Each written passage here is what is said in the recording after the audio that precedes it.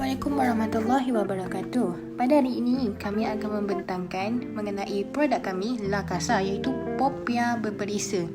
Jadi, mari kita sama-sama menyaksikan pembentangan ini. Assalamualaikum warahmatullahi wabarakatuh. Nama saya Ahmad Akmal bin Airuddin daripada kelas DPHU 4E. Nombor matrik saya DHU 20202502. Assalamualaikum warahmatullahi wabarakatuh. Nama saya Ahmad Akmal bin Airuddin dan hari ini saya akan menceritakan tentang pengenalan. La Casa merupakan sebuah perniagaan perkongsian dan La Casa ini menjalankan perniagaan menjual makanan ringan serta menjalankan perkhidmatan penghantaran makanan kepada pelanggan dengan menggunakan nama La Casa. Ia beroperasi setiap hari dan beralamatkan nombor 38 Jalan Seri Damak 57, Taman Sri Andalas, Kelang. Poskod dia 41200 Selangor.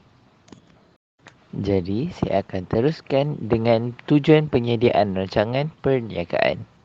Tujuan rancangan perniagaan ini disebabkan adalah untuk menjelaskan kepada orang ramai berkenaan produk yang kami hasilkan ini.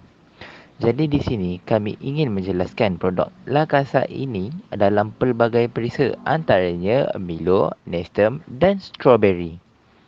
La Casa merupakan kudap-kudapan yang boleh didapati dengan harga yang berpatutan. Sasaran kami merupakan golongan muda kerana kami percaya bahawa golongan ini bukan sahaja dapat memajukan perniagaan kami, malah dapat memperluaskan pasaran kami dengan mempromosikan kepada kenalan mereka secara tidak langsung. Assalamualaikum warahmatullahi ta'ala wabarakatuh. Nama saya Muhammad Syukri Syahmi bin Syuib. Nombor matrik DSU 2020-24910 dari kelas DPHU 4D. Syarikat La Casa merupakan sebuah perniagaan yang dibina untuk menjana pendapatan sampingan ketika Perintah Kawalan Pergerakan PKP. Ia terletak di nombor 38 Jalan Seri Damak 57, Taman Sri Andalas, Kelang 41200 Selangor. Beserta nombor telefon 0111063801. Bentuk perniagaan kami adalah perniagaan seramai 5 ahli dan aktiviti utama kami adalah menjual makanan Popia berperisa serta menyediakan perkhidmatan penghantaran ke rumah pelanggan. Kami juga menyediakan 3 perisa kepada pelanggan iaitu Nestum, Strawberry dan Milo. Kami memulakan perniagaan ini pada awal 2020 dan juga telah berdaftar dengan Suruhanjaya Syarikat Malaysia dengan nombor pendaftaran 002267-149V. Seterusnya, modal untuk perniagaan La Casa ini sebanyak RM200 daripada setiap ahli dan juga membuat pinjaman bank.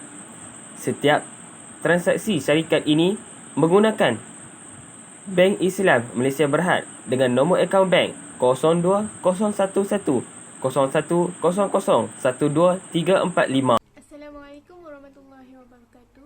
Nama saya Murini Izzati binti Nur Azizan dari kelas DPHU 4E dan nombor matrik saya adalah DHU 20202476.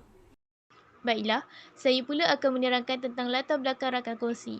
Rakan kongsi dalam perniagaan kami adalah seramai 5 orang, antaranya ialah Ahmad Akmal bin Airuddin yang tinggal di Kuala Lumpur, berkelulusan SPM iaitu Sijil Pelajaran Malaysia. Rakan kongsi yang kedua pula ialah Muhammad Syukri Syahmi bin Syuib yang tinggal di Alustar Kedah dan mempunyai kelulusan SPM. Rakan kongsi yang seterusnya ialah Nur Rahanah binti Hasan Rahmat yang tinggal di Kelang, Selangor dan berkelulusan dalam SPM. Rakan kongsi yang seterusnya ialah Murini Izzati binti Nur Azizan yang tinggal di Seremban Negeri Sembilan yang berkelulusan SPM. Rakan kongsi yang terakhir pula ialah Nur Fatih Atira binti Zuraidi yang tinggal di Besut, Terengganu yang berkelulusan dalam SPM. Assalamualaikum warahmatullahi wabarakatuh. Nama saya Nur Rahanah binti Hasan Rahmat daripada kelas DPHU 4E dan nombor matrik saya ialah DHU 2020253112. Seterusnya saya akan menerangkan 1.3 iaitu pengalaman kerja. Pertama kami ada Ahmad Akmal bin Airuddin. Dia merupakan seorang yang berpengalaman dari segi bahagian pemasaran. Yang kedua ialah Muhammad Syukri Syahmi bin Syuib. Dia merupakan seorang yang berpengalaman daripada servis pelanggan. Yang ketiga merupakan Murni Izzati binti Nur Azizan yang berpengalaman dari segi bahagian slip gaji di restoran. Yang keempat ialah Nur Raihana binti Hasan Ahmad yang berpengalaman di barista di kafe. Yang terakhir sekali ialah Nur Fatin Atirah binti Zuraidi yang berpengalaman di bahagian pemasaran. Seterusnya ialah rancangan operasi. 2.1 Visi, misi dan tagline. Pertama kita ada visi. Visi La Casa ialah menjadikan La Casa Popiah Berperisa sebagai sebuah perusahaan yang dikenali oleh semua lapisan masyarakat dan meluaskan pasaran ke seluruh peringkat domestik. Seterusnya ialah misi. Misi La Casa merupakan untuk memuaskan hati pelanggan-pelanggan kami dengan perisa popiah goreng yang bervariasi seperti Nestem, Milo dan strawberry. Selain itu, kami juga memperkenalkan makanan ini sebagai kudapan yang sesuai untuk semua umur dan boleh dinikmati setiap masa dan di mana sahaja. Berikut merupakan tagline. Enjoy with pleasurable, anywhere and anytime. Yang bermaksud, anda boleh menikmati popiah La Casa ini di mana saja anda suka dan bila-bila masa.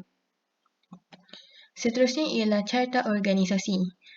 Di sini kita dapat lihat Ketua Eksekutif merupakan Nur Fatin Atirah binti Zuraidi. Seterusnya ialah Ketua Organisasi yang dijawatankan oleh Murni Izzati binti Nur Azizan. Yang ketiga ialah Ketua Operasi Muhammad Syukri Syahmi bin Syuib. Yang keempat, Ketua Pemasaran Ahmad Akmal bin Airuddin. Dan yang terakhir sekali Ketua Kewangan iaitu Nur Raihana binti Hasan Ahmad. Yang ketiga, 2.3 ialah senarai dan kos peralatan pejabat. Seperti yang kita dapat lihat ialah kami membeli 2 buah komputer yang berharga 3,399 sebuah. Jadi disebabkan kami beli 2, jadi harga keseluruhan ialah 6,798. Seterusnya ialah printer yang berharga 380. Kemudian sekotak kertas A4 yang berharga RM69.50. Kemudian kami juga membeli sebuah meja yang berbentuk L berharga RM168.90. Kemudian 4 buah meja yang berharga RM105 dan keseluruhannya ialah RM420. Kemudian kerusi pejabat sebanyak 5 buah dan harga untuk sebuah ialah RM750 dikalikan dengan 5 buah ialah RM367.50. Dan yang terakhir sekali ialah Wi-Fi router iaitu dengan berharga RM189. Keseluruhan harga untuk semua kos peralatan pejabat ialah sebanyak RM8,392.90. Assalamualaikum warahmatullahi wabarakatuh. Saya Nur Fatin Atirah binti Zuraidi. Nombor matrik DSU 2020246619 dan saya dari kelas di BSU 4E. 2.4 Tenaga Kerja Pengurusan, iaitu jawatan yang ada ialah Ketua Operasi. Skop kerjanya ialah mengumpul, menerima maklumat, tempahan dan menghantar ke bahagian operasi. Ianya juga memastikan produk sampai ke tangan pelanggan. Gaji bagi jawatan Ketua Operasi ini RM2,500 dan KWSP 11%, RM275 dan SOKSO 2% RM50. Jumlah bagi keseluruhan jawatan ini ialah RM2,825.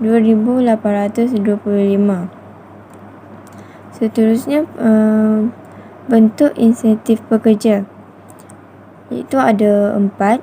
Pertama, pembayaran gaji lebih masa sebanyak RM5 sejam.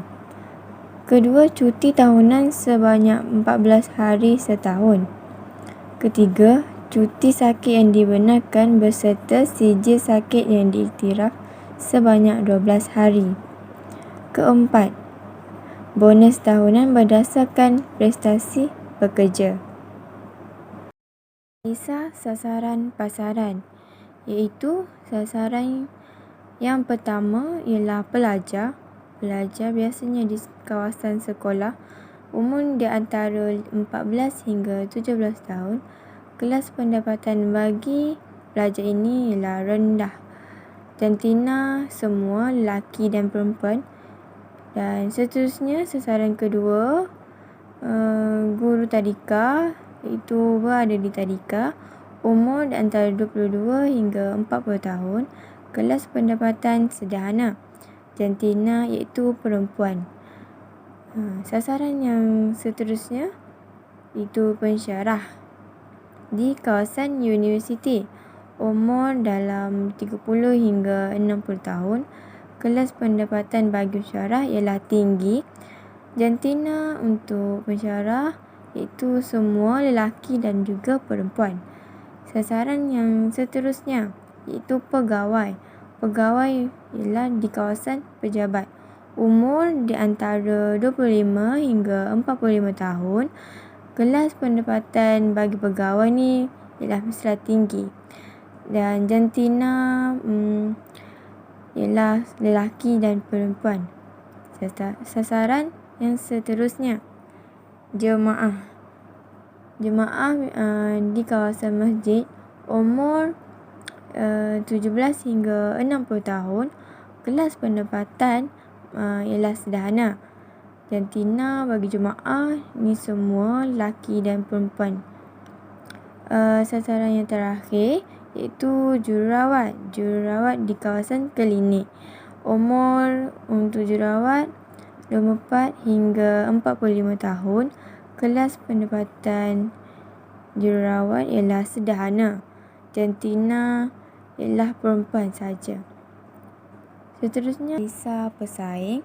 Terdapat dua pesaing, iaitu pesaing yang pertama, Tasty Time. Produk perkhidmatan Tasty Time iaitu menjual pelbagai popiah berperisa. Kelebihan Tasty Time pula, itu sudah terkenal dan mempunyai bilangan pekerja yang ramai.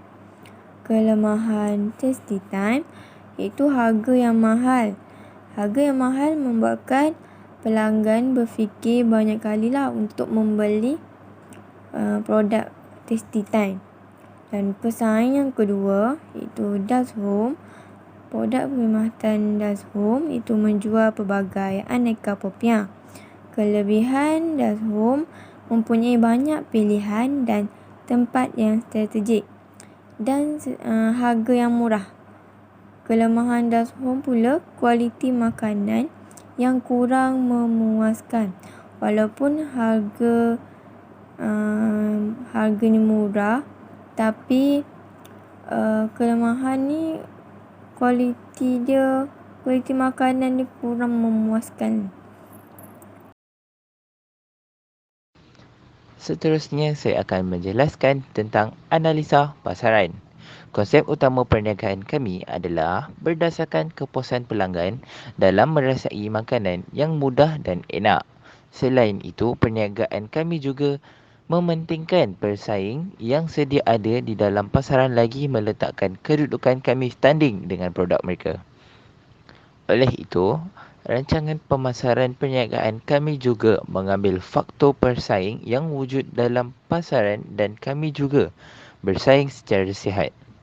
Perniagaan ini berpotensi di kawasan ini disebabkan terdapat bilangan yang sedikit di kawasan ini. Jadi kami dapat memajukan produk kami dengan lebih mudah dan cayanya. Oleh itu, persaingan adalah terhad dan perniagaan ini mempunyai potensi yang cerah untuk berkembang dan berada setanding dengan produk di luar sana. Bagi meneruskan perbincangan kita, saya akan berkongsikan berkenaan peratusan pembelian. Jadi, seperti mana kita dapat lihat, terdapat 3 jenama ataupun produk yang terkemuka. Antaranya adalah NZ Crunchies, Tasty Time dan Dust Home. Kita dapat lihat juga NZ Crunchies telah mendapat peratusan yang agak tinggi dan mendapat sambutan yang agak memuaskan. Hal ini kerana NZ Crunchies telah berkecimpung dalam bidang perniagaan makanan ringan ini sudah lama lagi. Nama La Casa adalah jenama rasmi bagi produk Popia berperisai ini. Bagi kaedah pembungkusan pula, produk kami menggunakan balang besar dan balang kecil. Seterusnya, kami memberi jaminan kepada pelanggan bahawa produk kami ini adalah 100% halal. Mengenai harga, bagi balang kecil ialah RM10, manakala bagi balang besar adalah RM18. Setiap harga bagi perisai yang disediakan adalah sama. Kami menyediakan dua saiz balang, iaitu besar dan kecil sahaja. Setiap saiz balang mempunyai harga yang berbeza. Setiap produk yang dihasilkan akan dibungkus ke dalam balang. Bagi saluran arahan pula, kami menyediakan perkhidmatan penghantaran cash on delivery kepada kediaman pelanggan dengan jarak maksimum 10 km dari kedai kami. Selain itu, kami menggunakan kaedah walk-in, turut disediakan dengan pelanggan boleh terus ke kedai untuk membeli. Bagi yang berada di luar kawasan, kami menggunakan penghantaran melalui pos dan mempunyai cas yang tersendiri. Kami mempromosikan produk ini ke laman sosial seperti Facebook, WhatsApp dan Instagram kerana aplikasi ini mempunyai pengguna yang ramai di Malaysia. Pengiklanan kami lebih ke arah digital memandangkan internet sangat menarik perhatian ramai. Seterusnya, saya akan menerangkan tentang rancangan operasi. Rancangan operasi merupakan perancangan dalam menghasilkan produk atau perkhidmatan yang dirancang. Pengurusan operasi merupakan aktiviti yang melibatkan penghasilan produk dan perkhidmatan melalui satu sistem proses transformasi, iaitu dari input ke output. Usahawan yang telah mengenal pasti aktiviti-aktiviti itu boleh bertindak dengan menggunakan fungsi pengurusan, iaitu merancang, memimpin, menyusun dan mengawal keadaan. Anda hanya perlu merangka pelan operasi terperinci untuk menjadikannya realiti. Objektif utama adalah untuk menyediakan kaki tangan perancangan operasi organisasi, pandangan yang jelas, tugas dan tanggungjawab mereka selaras dengan matlamat dan objektif yang terkandung dalam pelan strategik. Memberi tumpuan kepada perkhidmatan dan produk, pengeluaran, peralatan, kaki tangan, inventori dan proses syarikat. Tujuannya adalah untuk melaksanakan rancangan untuk membangunkan unjuran kewangan dan memaksimumkan penyertaan syarikat dalam pasaran. Pelan operasi menggunakan nisbah kewangan sesebuah organisasi untuk menganalisis keuntungannya. Pelan ini mungkin termasuk analisis sumbangan untuk menentukan proses yang diperlukan untuk meningkatkan keuntungan. Ini bermakna menumpukan perhatian kepada jualan produk premium atau mengurangkan kos pemboleh ubah. Perniagaan kami mengeluarkan produk makanan, iaitu Popia berperisa dalam 3 perisa, iaitu Nestem, Milo dan Strawberry. Anggaran permintaan dalam sebulan ialah sebanyak 30 hingga 50 balang dan Popia berperisa Milo dan Nestem lebih terlaris berbanding Popia Strawberry. Anggaran untuk pengeluaran produk dalam sebulan pula adalah sebanyak 5 hingga 7 kali serta mengikut seberapa ramai pelanggan yang membuat pembelian. Proses penyediaan Popia kami ialah sediakan bahan-bahan untuk membuat Popia seperti Nestem, Horlicks, serbuk strawberry, Milo, gula dan kemudian kisar Nestem di dalam pengisar. Selepas itu, gulung kulit Popia secara menyerong untuk mendapatkan bentuk yang sesuai dan gunting. Kemudian, goreng. Setelah itu, campurkan dengan Nestem yang telah dikisar, Milo dan serbuk strawberry yang telah dicampur dengan Horlicks dan gula dan kemudian boleh masukkan ke dalam balang dengan cermat. Waktu operasi untuk kedai kami ialah Isnin hingga Jumaat pada pukul 9 pagi sehingga 9 malam. Manakala pada hari Sabtu dan Ahad pada pukul 9 pagi hingga 8 malam. Dan pada tarikh cuti umum, kedai kami akan tutup sepenuhnya. Bahan mentah ataupun produk kami ialah minyak masak, kulit popia, Milo, Nestem, serbuk strawberry, gula dan Horlicks. Manakala bagi peralatan dan mesin pula ialah mesin pengisar, tong gas, frying pan, landas, sudip, kertas minyak, gunting dan dapur. Pembekal kami dari 99 Speedmart yang beralamat di Taman Sri Andalas, Kelang, Selangor. Pembekal yang kedua pula ialah Kedai Kek Mawar yang beralamat di Kampung Rantau Panjang, Kelang, Selangor. Dan harga bagi keseluruhan perbelanjaan operasi ialah RM12,322.60. 5.0 itu kepentingan rancangan kewangan. Rancangan kewangan ini adalah diwakili sama ada individu ataupun syarikat untuk merancang masa depan. Perancangan kewangan adalah proses pengurusan ekonomi dalam menguruskan kewangan dengan bijak demi mencapai matlamat kewangan yang diidamkan. Perancangan kewangan ini termasuklah membayar komitmen bulanan, belanjawan dan juga simpanan sewaktu kecemasan. Jika perancangan kewangan dan perlindungan buat syarikat dirancang dengan baik, pastinya kestabilan kewangan dalam institusi ini akan terjamin. Jadi, kebarangkalian untuk syarikat menghadapi masalah kewangan dapat dikurangkan. Akhir sekali, merancang kewangan merupakan salah satu perkara penting dalam memastikan kehidupan berjalan dengan lancar. Dan dengan adanya perancangan kewangan yang baik, dapat memulakan perniagaan sendiri dan menjadikan pendapatan sampingan sekaligus menambah jumlah aset yang dikumpul. Seterusnya, kos pelaksanaan projek iaitu aset tetap. Terdapat 3 aset tetap, motor, mesin dan peralatan dan komputer. Kos bagi motor RM7,000, kos mesin dan peralatan RM587.20, kos komputer RM2,000.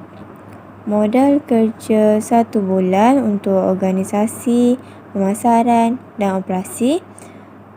Bagi operasi itu RM4,595 dan pemasaran pula RM9,170. Bagi operasi RM12,022. Jumlah bagi keseluruhan kos iaitu RM35,374.80.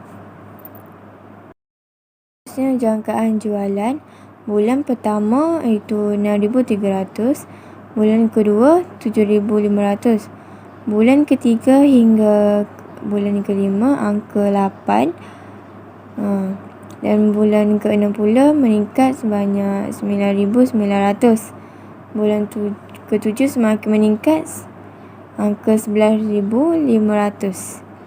Bulan ke-8 menurun hingga ke bulan 9 menurun sebanyak RM9,100. Bulan 10 hingga 12 meningkat menjadi 12 angka. Jumlah pada tahun 1 11 angka dan meningkatlah hingga ke jumlah tahun ketiga sebanyak 25 angka. Seterusnya untuk jangkaan pembelian pula. Bulan pertama sebanyak 650 dan meningkat sebanyak 700. Kemudian menurun 660 dan meningkat pula hingga ke angka 770 dan bulan kelima hingga ke-6 angka 800. Bulan ke-7 910 dan bulan ke-8 menurun 890. Bulan ke-9 meningkat 900 meningkat sehingga ke bulan 12, iaitu 12,1220. Jumlah untuk tahun pertama jangkaan pembelian itu 10,430 dan tahun kedua 20,860. Tahun ketiga 41,720. Sampailah kita di bahagian rumusan. Jadi, rumusan yang kami dapat simpulkan adalah dapat mempelajari bahawa untuk menjadi usahawan yang berjaya dan berintegriti perlu yakin terhadap apa yang dilakukan. Seterusnya, menjadikan teladan yang baik kepada orang lain yang ingin menjadi usahawan yang berjaya. Selain itu, perlu mempersiapkan diri dari pelbagai aspek seperti mempunyai kesabaran yang tinggi dan tidak mudah mengalah. Tambahan pula, setiap makanan atau produk yang dikeluarkan mestilah selaras dengan komuniti sosio-budaya kita di Malaysia ini. Dan akhir sekali, kami mengharapkan dengan perniagaan kami ini dapat membantu antara satu sama lain untuk menjana pendapatan sewaktu mendepani ataupun menghadapi wabak COVID-19 ini. Bahagian yang terakhir ialah mengenai appendix dan borang A SSM. Jadi yang pertama ialah gambar. Ini merupakan gambar pemprosesan untuk bagaimana membuat popiah nestem. Jadi seperti yang anda semua boleh lihat, pertama sekali kita ada bahan-bahan iaitu nestem, gula dan kulit popiah. Yang pertama kita perlu memasukkan nestem dan gula ke dalam mesin pengisar dan kisar sehingga halus. Kemudian keluarkan nestem yang telah dikisar dan masukkan whole lead, campurkan mereka hingga sebati. Seterusnya, untuk membuat popiah pula, ambil chopstick kemudian gulungkan keliling chopstick tersebut. Kemudian kita gunting menyerung untuk nampak lebih kemas dan cantik. Panaskan minyak ke dalam pan, kemudian gorengkan popiah tersebut sehingga keperangan. Keluarkan popiah tersebut dan masukkan ke dalam adunan dan goncangkan ke dalam bekas yang tertutup untuk memastikan popiah disalutkan dengan elok. Jadi ini adalah hasil popiah nestem tersebut. Kemudian ini merupakan pamphlet dan juga brosur yang kami gunakan untuk mempromosi produk kami, produk La Casa Popiah berperisa. Seterusnya, ini merupakan peta lokasi La Casa. Berikut merupakan lokasi kedai La Casa yang terletak di nombor 38 Jalan Seri Damak 57, Taman Sri Andalas Kelang 41200 Selangor. Kemudian, ini merupakan layout pengeluaran. Layout ini merupakan di dalam kedai kami. Jadi, di bahagian dapur terdapat tempat blender. Kemudian di sebelahnya terdapat 2 sinki dan di bahagian hujung terletaknya dapur untuk kami goreng popiah. Di hadapan bahagian blender terletak tempat di mana kami boleh salut popiah tersebut dengan nestem, Milo dan juga serbuk strawberry. Kemudian di bahagian depan dapur merupakan meja untuk kami membungkus popiah ke dalam balang. Seterusnya di bahagian depan mempunyai tempat di mana kami boleh meletakkan kami boleh display popiah kami di situ dan juga kaunter pembayaran. Seterusnya ini merupakan borang A, iaitu borang SSM, borang pendaftaran perniagaan. Terakhir sekali ialah lesen perniagaan SSM.